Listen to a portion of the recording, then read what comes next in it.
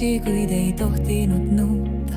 Kuid tugevus oli ainus, mida sulle õpetati, siis tea, see valu ei räägi su väärtusest, su tõeli jõud on su haavatavusest. Pisarad, mida keegi ei näinud, on vaiksed seemned, mis tõe poole jäid. Tõde ei kao, see sosistab vaikselt, isegi kui maailm karjub su vaikuse maha. Tõde ei kao, see ootab su südames, kuni julged taas end armastada.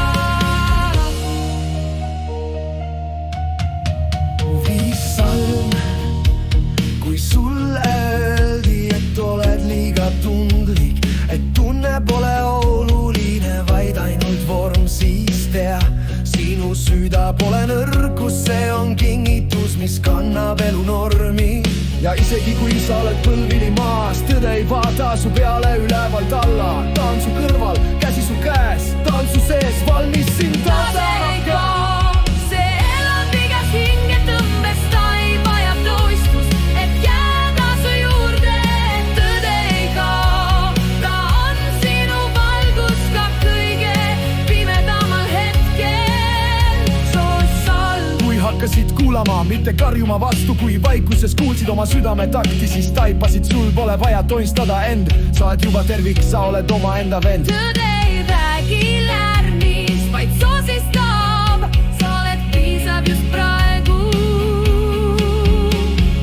Tõde ei kao, ta hingab su sees, isegi kui sa kahtled, kas oled veel sees. Tõde ei kao, ta jääb nagu juurm, mida ei murra ükski torm, ükski tuul.